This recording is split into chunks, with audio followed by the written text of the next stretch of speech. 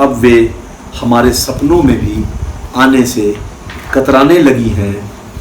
उन्हें डर है कि फिर ना हो ऐसा कोई घटनाक्रम उनकी आंखों के सामने, जैसे कभी उसकी रूपवती माँ को पकड़कर दफन कर दिया गया था किताब के पन्नों के एकदम बीचों बीच। आज भी माँ के सतरंगी पंखों के रंग मिटे नहीं हैं किताब के उस पन्ने पर, जिस पर लिखा है अहिंसा परमो धर्म।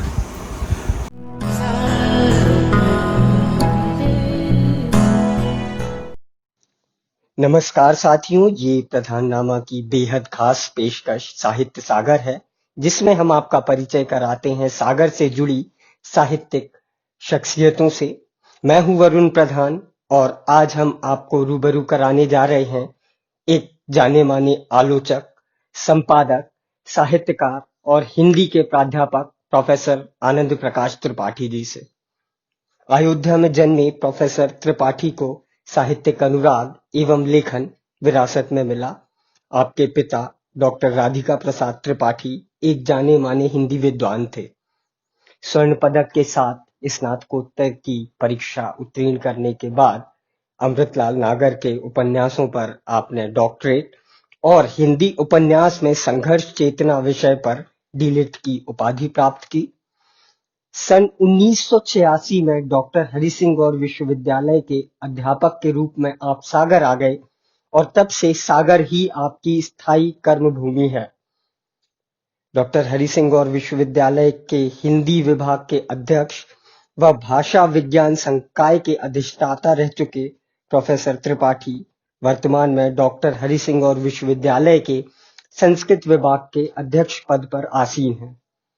आपकी बहुत सारी पुस्तकें प्रकाशित हो चुकी हैं, जिनमें कहानीकार अमृतलाल नागर के विविध रंग, अमृत मंथन, अमृतलाल नागर पर केंद्रित पुस्तक मेरे साक्षात्कार, अमृतलाल नागर के उपन्यास, स्वतंत्रता पूर्व भारतीय समाज की संघर्ष चेतना और हिंदी उपन्यास, बुंदेलखंड में स्त्री, जन कवि ईसुरी, प्रतिरोध की ऊर्ज्वल ज्वाला, डॉक्टर संतोष कुमार तिवारी पर केंद्रित अभिनंदन ग्रंथ आदि प्रमुख हैं। आप लगातार शब्द शिखर, सागरिका एवं नाट्यम पत्रिका का संपादन करते हैं। श्रेष्ठ संपादन के लिए अंबिका प्रसाद दिव्य अलंकरण से सम्मानित हिंदी एवं संस्कृत के जाने माने विद्वान प्रोफेसर आनंद प्रकाश त्रिपाठी प्रधाननामा की पेशकश साहित्य सागर में सुना रहे हैं अपनी चुनिंदा रचनाएं। प्रधाननामा की पेशकश साहित्य सागर में मैं प्रोफेसर आनंद प्रकाश त्रिपाठी आज आपके साथ रूबरू हो रहा हूँ अपनी कविताओं के साथ। मैं अयोध्या वासी हूँ। अयोध्या में भी अंबेडकर नगर एक ज़िला है जो कभी फैजाबाद हुआ करता था। उस ज़िले के एक गांव जहांगीरगंज, जो सूफ़ी संत कवि शेख सैयद अशरफ जहांगीर के नाम पर है, जिसमें आधा गांव हिंदुओं का यानी ब्राह्मणों का है और आधा गांव जुलाहों का। उस साझा संस्कृति से जुड़ा हुआ मैं व्यक्ति हूँ।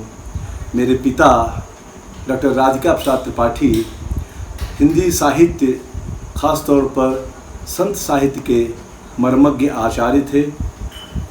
वे अवध विश्वविद्यालय के अंतर्गत साकेत महाविद्यालय में हिंदी विभाग के अध्यक्ष रहे। संत साहित्य पर उन्होंने पर्याप्त कार्य किया। मेरा पूरा परिवार हिंदी लेखन और हिंदी अध्यापन से जुड़ा हुआ है। मैंने एमए की शिक्षा डॉक्टर राम मनोहर लोहिया अवध विश्वविद्यालय फैजाबाद से प्राप्त किया। गोल्ड मेडल था मैं। वहीं से मैंने अमृतलाल नागर के उपन्यासों पर पीएचडी का कार्य किया और 1994 में मैंने वहीं से हिंदी उपन्यास में संघर्ष चेतना विषय पर डीलिट का कार्य किया। सागर मेरी शिक्षा भूमि थी। 1986 में मैं सागर विश्वविद्यालय में सहायक प्राध्यापक के रूप में नियुक्त हुआ और यहाँ तब से लेकर अब तक अध्ययन अध्यापन से जुड़ा हुआ हूँ। ये दरअसल यही सागर मेरी रचना भूमि, यही मेरी कर्म भूमि। मैं जो कुछ हूँ इस भूमि का, इस महादानवीर हरि सिंह गौर की नगरी की देन है। कोई मेरा सौभाग्य रहा होगा कि जो मैं इस धरती पर आया। मैंने कभी कल्पना नहीं की थी सागर की भूमि पर मेरा पदार्पण इस तरह से होगा, पर यहाँ आने पर मैंने बुंदेली भाषा, साहित्य, संस्कृति, कला को बहुत नज़दीक से जाना। उस पर मैंने स्वयं भी कार्य किया और मेरे विद्यार्थियों जो पीएचडी के विद्यार्थी थे उन्होंने भी बहुत सारा कार्य किया। आलोचना, कविता, कहानी, निबंध, संस्मरण, साक्षात्कार आदि अनेक विधाओं में मैं लिखता रहता हूँ। मुख्य विधा मेरी आलोचना है। मेरे साथ कविता इत्तेफाक से मेरे साथ जुड़ी। वो यूँ जुड़ी कि मैंने ये जो मोबाइल ख़रीदा, उस मोबाइल से मैंने फ़ोटोग्राफ़ी सीखा। फ़ोटोग्राफ़ी भी मेरा प्रिय क्षेत्र है। उस फ़ोटोग्राफ़ी के साथ साथ चित्रों के साथ मेरी कविता का जन्म होता है। बचपन में कभी मैंने कविताएं लिखी थी, पर मेरे भीतर कवि जो जन्मा वो पिछले 2-3 वर्षों से, और मैंने अब तक लगभग 150 कविताएं लिखा। उन कविताओं में प्रकृति भी है, उन कविताओं में जीवन है, मनुष्य है, पशु पक्षी भी हैं। उन कविताओं में वेदना भी है, करुणा भी है, हास्य भी है, विनोद भी है। जीवन के सारे रंग, जीवन के सभी रस मेरी कविताओं में हैं। मैं कविता के लिए नहीं लिखता हूँ। बाहर से कोई बात, कोई घटना, कोई संदर्भ, कोई पीड़ा मुझे उद्वेलित करती है तो मैं कविता की ओर प्रवृत्त होता हूँ। कभी चाहूँ कि आज कविता लिखूँ तो ऐसा मुझसे संभव नहीं हुआ। मेरी कविताएं बहुत ही सहज, सरल भाषा में हैं। मैं अपनी कविताओं की दुनिया में इस ज़माने का जो दर्द है, इस ज़माने में जो आम आदमी की पीड़ा है, मेरी कविताओं में उच्च वर्ग, यानी जिसे सत्ता पक्ष आप कहें, जो इस तरह से जो समाज के लिए मुझे बहुत उपयुक्त नहीं लगते हैं, इस तरह की राजनीति, इस तरह की सांप्रदायिकता का मैं विरोधी हूँ। मैं प्रगतिशील हूँ, पर भारतीय प्रगतिशील हूँ। तुलसी बाबा की नगरी में मैंने जीवन के 20 वर्ष बिताए, तो बाबा का प्रभाव है। मैं अमृतलाल नागर जी के साथ लगभग 10 वर्ष रहा और उनके साथ उनके घर में रहकर बहुत सारा साक्षात्कार लिया, बहुत सारी किताबें मैंने उन पर लिखा, बड़ा स्नेह मिला। मैं अज्ञे जी से मिला। सौभाग्य था कि मैं दिल्ली में जाकर जयेंद्र कुमार से भी मेरी भेंट हुई और विष्णु प्रभाकर, नरेश मेहता, बहुत सारे ऐसे पुराने त्रिलोचन शास्त्री पर मैंने शब्द शिखर का एक विशेषांक निकाला जो मेरी महत्वपूर्ण पत्रिका है। मैं फैजाबाद में साहित्य संस्कृत संस्थान जैसे एक संस्थान का अध्यक्ष भी हूँ। वो कार्यक्रम भी वहाँ होता रहता है। ऐसी बहुत सारी रचनात्मक गतिविधियाँ हैं, पर साहित्य का क्षेत्र बड़ा दुर्गम भी है, सहज भी है, क्योंकि उसमें अपने को होम करना पड़ता है, अपने को पूरी तरह से न्यौछावर करना पड़ता है। जैसे भक्ति में एक भक्त, एक साधक अपनी साधना के प्रति अपने को समर्पित कर देता है। साहित्य, कविता, कला, ये सब भी जो है आपसे समर्पण मांगती है, आपसे एकाग्रता मांगती है। मैं अपनी कुछ कविताओं का पाठ करना चाहता हूँ और वे कविताएं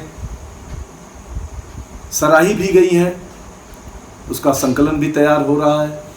तो मैं पहली कविता जो आपके सम्मुख प्रस्तुत करना चाहता हूँ वो दरअसल मैं चाहता हूँ ही शीर्षक है। मैं चाहता हूँ हर रोज बंद कर लूँ अपनी मुट्ठी में थोड़ी थोड़ी धूप। अंधेरी रात के लिए चांद का क्या भरोसा, खो जाए अंधियारी पाख में तो उग आए उस अंधेरे इलाके में एक नया सूरज। मैं चाहता हूँ ले आऊँ पूरा वसंत। मैं चाहता हूँ कि मैं ले आऊँ पूरा वसंत और रख दूँ पतझड़ की पथराई छाती पर 12 माह खिले वसंत और बहे वासंती राग। मैं चाहता हूँ ले आऊँ सावन और भादों पूरी एक नदी, ताकि सूखा न रहे खेत, किसान की आँखों में बनी रहे हरियाली, मुरझा न जा पाए उनके छोटे छोटे सपनों की फसलें। मैं चाहता हूँ कि शहर की दम घोटू हवा में सांस लेने के अभ्यस्त बच्चे गाँव को भी देखें, वहाँ के खुरदुरे मौसम में भी जीने की उम्मीद तलाश लें। मैं चाहता हूँ नदियाँ सांस लेती रहें, उनकी सांसों से चलती रहें सबकी सांसें। नदियों की सांसें टूटना हमारे जीवन का खौफनाक अंत है। मैं चाहता हूँ आती जाती रहें मुसीबतें एक मुसाफिर की तरह, दिल में घर न कर जाएं, वार न करे चुपके से किसी जमाती की तरह। मैं चाहता हूँ हवा का गर्म झोंका आए इस बस्ती में, टकराए हमारा बदन पर वह बन न जाए बवंडर, उड़ा न ले जाए छान छप्पर, अमियाँ झर न जाएं अपनी लचीली डार से। आस लगाए बैठे हैं कब से टकटकी लगाए बच्चे आस्वाद के लिए। मैं चाहता हूँ सार्थक हो परिश्रम और जगे रहे सपने हर खू के जीवन में। उसकी मेहरारू की कजरौटी आँखों और फिफियाए दिल में चिंता के पार खिले जीवन का वसंत। मैं चाहता हूँ बने एक नया लाक्षागृह जिसमें पांडव नहीं भस्म हो पाएं। कौरवी मनोवृत्तियाँ किसी महाभारत की योजना बनाने के पूर्व। मैं चाहता हूँ बनी रहे अधरों पर मुस्कान, बजे कान्हा की बांसुरी, सबके हृदय में उमड़ आए प्रेम की महाध्वनियाँ। मेरी कविताएं थोड़ा लंबी हैं और उसमें कुछ चिंतन है, कुछ विचार है। इस तरह से एक कविता जो मुझे बेचैन कर रही थी, उस बेचैनी के समय में मैंने इसी शीर्षक से, बेचैनी शीर्षक से कविता लिखा कि बेचैनियों के पहाड़ पर उगाना चाहता हूँ। एकदम यहाँ भी चाहने का भाव है। बेचैनियों के पहाड़ पर उगाना चाहता हूँ शांति का गुलमोहर, देखकर परेशान दिलों में जग जाएं बहारों के सपने। पहाड़ी पर तान लूं नया सवेरा, आज लूं दिन की आँखों में सबके लिए सुंदर रात, चांद सितारे भरी। पियराए धूसर चेहरों पर लहराए खुशियों का समंदर, बनी रहे मेरे भीतर दुनिया के लिए बेचैनी, ताकि बरस सके मेरी आँखें, धुल जाएं दिल की सारी बेचैनियाँ, कोई राह निकल आए अच्छे दिनों के लिए। मुझे ऐसा लगता है कि हमारी जो नई पीढ़ी है, इस नई पीढ़ी के संघर्ष को मैं देखता हूँ तो मुझे बड़ा पीड़ा भी होती है। उसके साहस को देखकर उस पर गर्व भी होता है कि नई पीढ़ी, जिसे जो बेरोजगार है, जो निहत्थी है, ठीक उसी अभिमन्यु की तरह जो निहत्था कर दिया गया था, तो बार बार उस नई पीढ़ी को मैं याद करता हूँ। उस पर मैंने एक कविता लिखी, निहत्था था वह। चक्रव्यूह में मारा गया अभिमन्यु अकेले लड़ते हुए 7 महारथियों के हाथों। निहत्था था वह, युद्ध के नियमों को ताक रखकर कौरवों ने बींध दिया उसका शरीर तलवारों से। अधर्म के बढ़े हुए हाथों को रोका नहीं गुरु द्रोणाचार्य और कृपाचार्य ने, वे भी संलिप्त थे इस हत्याकांड में। मृतात्मा के रूप में दर्ज है कायरों में उनके नाम अभिमन्यु के संदर्भ में। कायर और मृत आत्माओं के रहते हर बार मारा जाएगा अभिमन्यु। धर्म से गिरे हुए महारथी रचेंगे चक्रव्यूह, आज भी मारा जाएगा निहत्था अभिमन्यु अपने अपने कुरुक्षेत्र में। घर और मकान में मुझे अंतर दिखाई पड़ता है। मुझे लगता है घर वो है जिसमें परिवार है, प्रेम है, सुकून है, सुख दुख की रातें हैं, सुबह है, आपस की हलचल है। मकान वह है जिसमें ये सारी बातें ना हों। तो घर को लेकर मैंने कुछ छोटी छोटी कविताएं लिखी हैं। घर हमारे लिए सबसे भरोसेमंद ठिकाना है। घर लौटना हमारी नियति है, जैसे परिंदों का अपने घोंसलों में लौटना, लहरों का समुद्र में समा जाना, किसी पौधे का पुनः बीज रूप में लौट आना। हर बार सूर्य का पश्चिमी क्षितिज पर डूबना, मिट्टी की मूरत का मिट्टी का रूप लेना, किसी आत्मा का शरीर में लौटना। घर कंक्रीट की 4 दीवारों पर छत भर नहीं है, सांसों का बसेरा है, अंधेरे मन में उम्मीद का उजाला है, डूबते को तिनके का सहारा है, जलता हुआ प्रेम का दिया है। एक और दूसरी कल्पना घर को लेकर मेरे मन में है, वो ये है कि घर जहाँ है संस्कारों की आश्वस्ति, मन और देह की विश्रांति, प्रेम के लिए घोषित और निरापद जगह। इंतजार में है आंखें, दुख सुख की हिस्सेदारी, न्यौछावर होने की उमंग, अहम का विसर्जन, जीत का आश्वासन, रसोई घर में भोजन की सुगंध, भावनाओं की उजास, बहुत कुछ है घर में। अनुभूत सत्य है कि बिन घरनी घर भूत का डेरा। भूत का डेरा से क्यों कर होगा हमारा लगाव। घर में है पति पत्नी के बीच मिठास भरी नोक-झोंक, बच्चों की धींगा मस्ती, गृहस्थी की झंझटें, थोड़ी टकराहटें, प्रेम की तरंगें। घर है हमारे लिए पूरा एक उत्सव।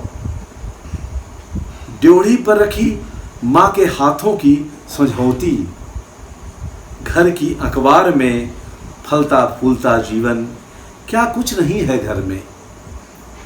पर अब नहीं है। ननद भौजाई की हंसी ठिठोली, कभी कभार की मन मुटव्वल, सास की खिड़कियाँ, ससुर की समझाइश, देवर की चुहलबाजी, देवरानी का बहनापन, भाइयों का आपसी प्रेम।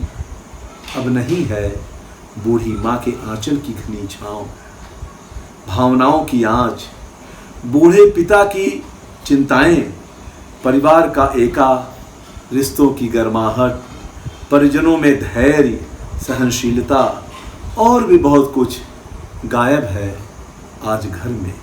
फिर भी घर है, घर ही है जहाँ मन का सुकून है, तमाम निश्चिंतता है, रात की गहरी नींद है, सपने देखने का आगाज़ है, मूल्यों को सृजने सीखने का पहला पाठ है, जीने का अभ्यास है। घर एक अभय स्थल है जहाँ उगता है हर रोज नया सूरज।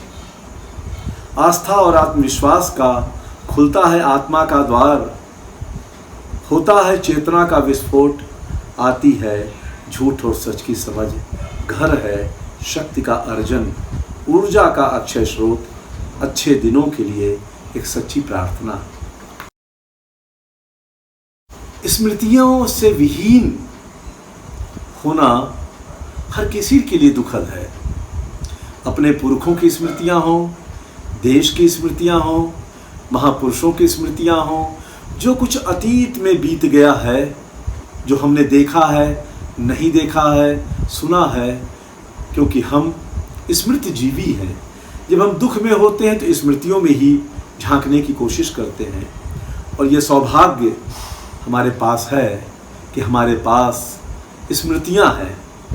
उन स्मृतियों को लेकर हमने चंद बातें कही हैं, वो आपके सामने पेश करना चाहता हूँ कि स्मृतियां हमारे जीवन में फैली हैं दूब सी। स्मृतियां हमारी जिंदगी में घनी धूप छाँव सी। स्मृतियां घने काले बादलों में कुनमुनाई धूप सी। जेठ की दोपहरी में पेड़ की छाँव सी। स्मृतियां जीवन की अरगनी हैं, टंगे हैं जिस पर अनगिनत जाने अनजाने चेहरे, मुखौटे, घटनाएं, प्रसंग, दृश्य और भी बहुत कुछ। स्मृतियां चोर उचक्कों के समय में हाका, अंधे असंवेदना के विरुद्ध हरकारा, पराजय के खिलाफ हिरावल दस्ता। स्मृतियां हमारे चेतना सरोवर में कमलनाल सी। स्मृतियां हमारे वजीफे हैं, उम्र भर की कमाई है। स्मृतियां हमारे तजुर्बे हैं, सीख है हुनरमंद होने की। स्मृतियां हमारी धरोहर हैं, अंधेरी राह में मशाल हैं। पल भर की स्मृतियां जी लेना सरल नहीं है। आत्मावलोकन है पहाड़ पर चढ़ना, नदी में गोते लगाना, चुनौतियों से जूझना, अपने को निखारना है, देहरी पर दिया जलाना है, जीवन की लयताल पकड़ना है। स्मृतियां अतीत में खोकर मुरझाना नहीं है, विपरीत परिस्थितियों में संघर्ष की प्रेरणा है। स्मृतियां माँ का आंचल, फूलदान में रंग बिरंगे फूल, प्रेमिका के जूड़े में बेला के फूल, फ़कीर की दुआएं, किताबों के बीचों बीच रखे प्रेमिका के दिए सुर्ख गुलाब की महक। मैं जी लेना चाहता हूँ नए सिरे से ढेर सारी स्मृतियाँ, नई पुरानी, खट्टी मीठी, सुखद दुखद, अच्छी बुरी, बचपन से लेकर जवानी तक की, ताकि जी सकूं शेष जीवन स्मृतियों की नदी में गोते लगाते हुए। चाहता हूँ मैं स्मृतियों की दूब मेरे जीवन में सघन और हरी होती रहे। मेरी कविताएं थोड़ा लंबी कविताएं हैं, क्योंकि मुझे ऐसा लगता है कि उन कविताओं में मैं अपने को कितना व्यक्त कर सकता हूँ। आधा अधूरा सपना, आधा अधूरा चिंतन, आधी अधूरी बातें मुझे थोड़ा कम पसंद आती हैं। मैं पूरी मुकम्मल बात कहने का अभ्यस्त हूँ। ये मेरी समझ या नासमझी है। अगर नासमझी है तो मैं उस नासमझी पर एक कविता आपको सुनाना चाहता हूँ कि नासमझी की पतंग, क्योंकि नासमझ बहुत समय तक बनी रहती है और हो सकता आज भी बनी हो।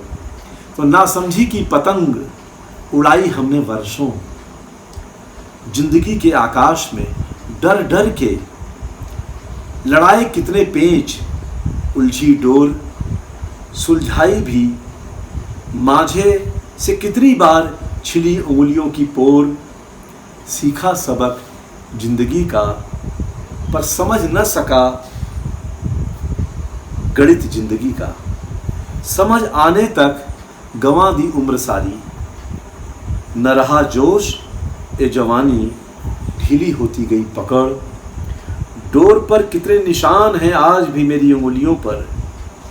माझे के उड़ान, कलाबाजियाँ, दांव और पेच, हवा का रुख, मौसम का मिजाज, समझते हुए कट गई जिंदगी एक पतंग सी। कबीर को सभी जानते हैं, खूब पढ़ते हैं, बहुत सारा संदेश जीवन के लिए लेते हैं। कबीर का फक्कड़पन, कबीर का विद्रोही चरित्र, बहुत सारी चीज़ें हमें बार बार प्रेरित और प्रभावित करती हैं। और अपने भीतर मैं कबीर को देखने की कोशिश करता हूँ। उस कबीर को भी याद करने का मन हुआ कि उसका ढाई आखर, शीर्षक है ढाई आखर। कबीर तुम सच सच बतलाना, तुमने पढ़ा था ढाई आखर। कबीर तुम सच सच बतलाना, तुमने पढ़ा था ढाई आखर। रामानंद से या अपने जीवनानुभवों से। उस जमाने में कैसे पढ़ा था? पोथियों से पढ़ना और गुनना सहज नहीं था। जरूर तुमने पढ़ा होगा अपने जीवन से, अपनी सांसों में हर पल जिया था ढाई आखर।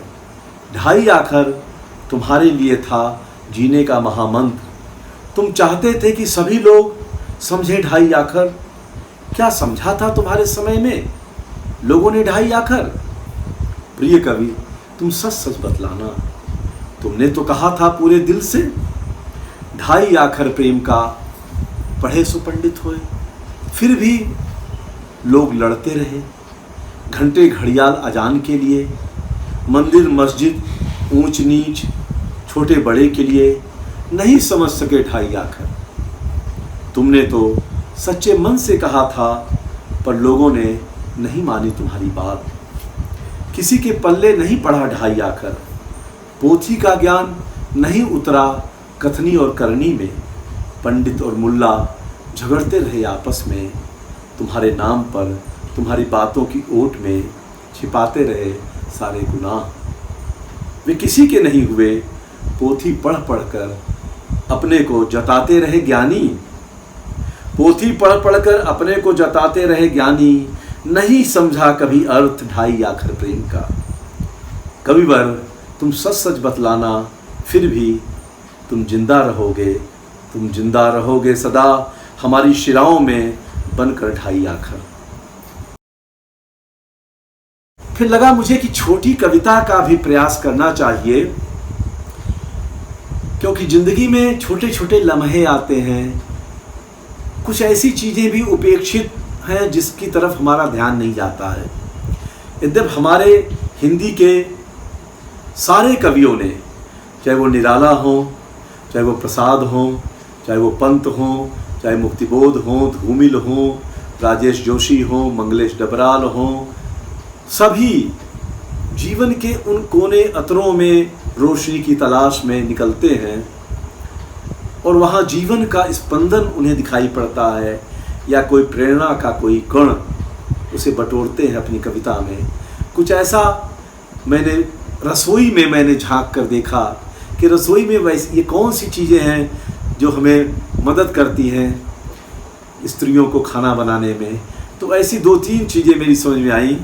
उस पर मैंने, जैसे एक चिमटा है, तो हामिद के चिमटे की याद तो सबको है, पर हमारा चिमटा जो है वो कैसे हम उसको याद करते हैं।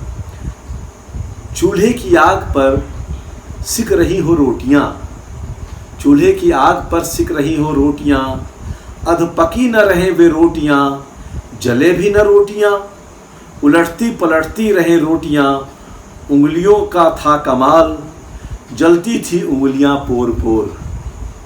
दादी और माँ की चिमटा नहीं था।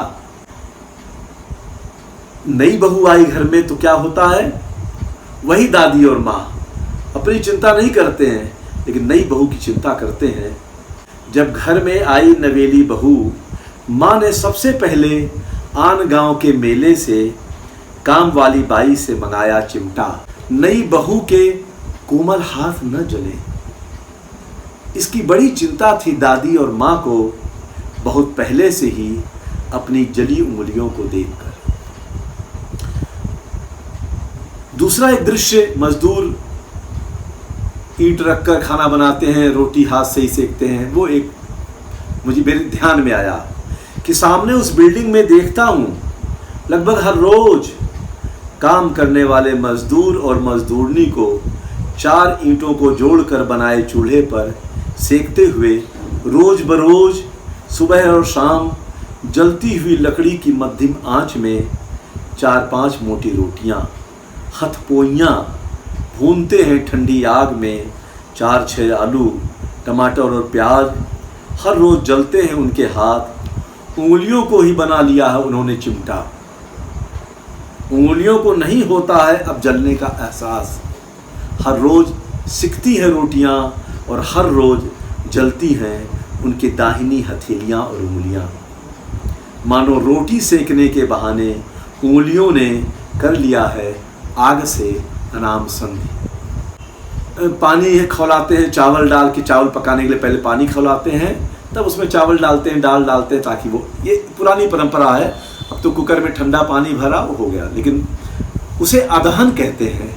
अवध में भी अदहन कहते हैं और बुंदेलखंड में भी उसे अदहन कहते हैं। बटलोई में हो पानी, पर मेरा अदहन कुछ दूसरी बात कहेगा आगे कि बटलोई में हो पानी, अन्न के अनुपात में ज़रूरत है थोड़ी सी आँच की, ज़रूरत है थोड़ी सी आँच की, ताकि उस खौलते पानी में पक सके अन्न जिस पर लगी हैं घर भर की आँखें। पेट में कुलबुलाहट आग के बिना कुछ भी नहीं पकेगा बटलोई में। हमारे भीतर भी हो अदहन, हमारे भीतर भी हो अदहन, ताकि पक सके विचारों और संस्कारों के अन्न। चूल्हा खत्म हो गया, गैस हो गई। तरह तरह के चूल्हे, लकड़ी जलाने वाले, कोयले वाले, अंगीठी, तमाम। तालाब की मिट्टी में गेहूं का भूसा और धान की भूसी गूंथ कर मिट्टी को संवार कर दिया एक आकार स्त्री की कोमल उंगलियों ने। जब तक नहीं होगी चूल्हे के मुहाने पर लकड़ी में आग, जब तक नहीं होगी चूल्हे के मुहाने पर लकड़ी की आग, और सिर फिरा धुआं, दहकेगा नहीं चूल्हा, खौलेगा नहीं अदहन। चूल्हा है तो उसमें जरूरी है आग, चूल्हा है तो जरूरी है उसमें आग। बुझेगी पेट की आग, चूल्हे की आग पर पके अन्न सी। चौका बेलन भी मुझे याद आया कि अगर ना हो तो देखते हैं कैसे रोटी बनती है। तो अपनी गोल काठ की छाती पर, अपनी गोल काठ की छाती पर गुथे आटा की गोल गोल लोइयों को संवार नहीं सकता है अकेला चौका। बेलन से मिलती है आकृति लोई को, पर बेलन पर हो सधाव हथेली का कोमल दबाव हो रोटी पर, वरना विरूप बेल दी जाएंगी रोटियां और बेलने वाले को सुनना पड़ेगा कुबोल। अंतिम कविता इस एपिसोड की। तितलियां अब प्रायः कम ही आती हैं हमारे बाग बगीचों में। फूलों के संसार में वे डरने लगी हैं इंसानों से और अपने आप से भी। अपने सुनहले सुंदर रंग बिरंगेपन से, अपने अल्हड़पन से वे समझ नहीं पाई तेजी से बदल रही इंसानी दुनिया को। वे डरने लगी हैं आदमी के बदले स्वभाव से, उसके छल छद्म से, अपनी मौत से उतना नहीं। मुंह मोड़ लिया है हमारे बगीचों में आने से। उदासी में है वे, साथ छूटने का दर्द है उन्हें। घबरा उठती हैं बच्चों के साथ चहलकदमी करने से। बैठ गया है दिल में एक अजनबीपन। नागवार लगती है उन्हें हमारी शैतानी तबीयत। उनके पंखों को धड़ से अलग करते हुए कौन सा सुख पाते हैं हमारे बच्चे। क्यों हिंसा का पाठ पढ़ रहे हैं बच्चे, आज तक नहीं जान पाई तितलियां। जबकि प्रेम का चटक रंग लेकर आती रही वे हमारे बगीचों में, हमारे बीच। आज भी वे नहीं भूली हैं अपने बच्चों के निर्मम मौत। आज भी वे नहीं भूली हैं अपने बच्चों की निर्मम मौत। तोड़ दिए गए थे उनके कोमल पंख, मारे गए थे वे आदमी के बच्चों के हाथों धोखा देकर उनके बगीचे में, तब वे कितनी लाचार हुई। वे नहीं ले सकी थी उस मौत का प्रतिशोध और लौट गई थी चुपचाप अपनी दुनिया में। अब वे हमारे सपनों में भी आने से कतराने लगी हैं।